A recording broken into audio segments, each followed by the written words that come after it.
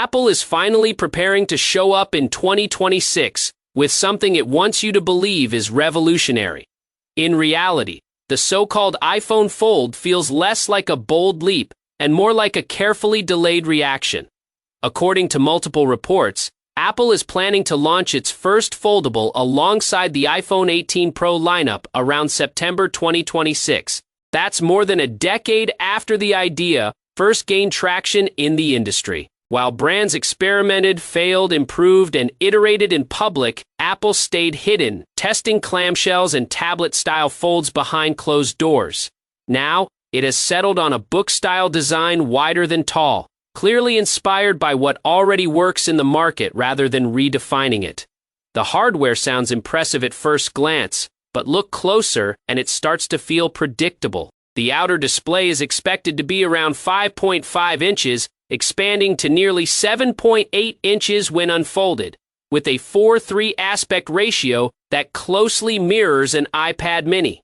Exact leaks suggest 7.76 inches inside at 2713 by 1920 resolution and 5.49 inches outside at 2088 by 1422. It's positioned as a hybrid device, but without fully embracing tablet software, it risks becoming an awkward middle ground, too big to be a comfortable phone, yet too limited to replace a tablet.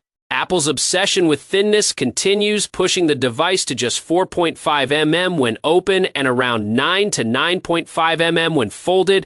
While that sounds like engineering excellence, it also forces compromises that are hard to ignore. For a device expected to cost well over $2,000, the camera system is surprisingly limited, just 2 rear lenses, both 48 megapixels with no telephoto option. That's a clear downgrade compared to Apple's own Pro models. Then there's the removal of Face ID, replaced by a Touch ID sensor in the power button.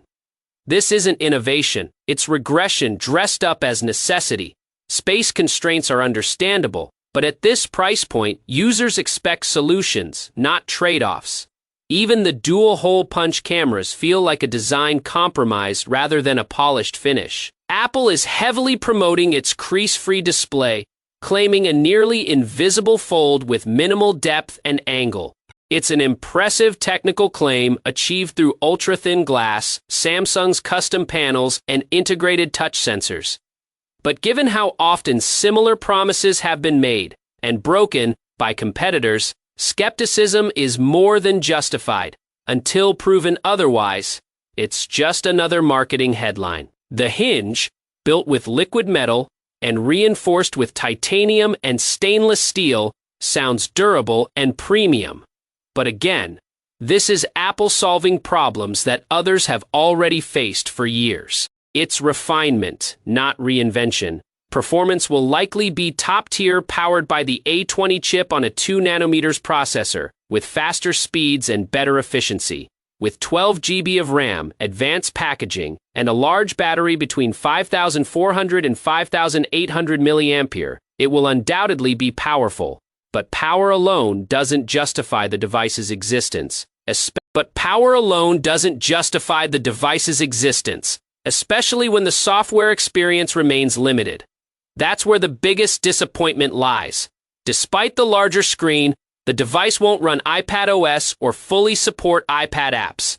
Instead, Apple will rely on modified iOS and developer API to bridge the gap. In other words, users are paying for a tablet-sized display without getting a true tablet experience, and then comes the price. Estimates range from $1,800 to nearly $3,000, depending on storage, for a first-generation product filled with compromises.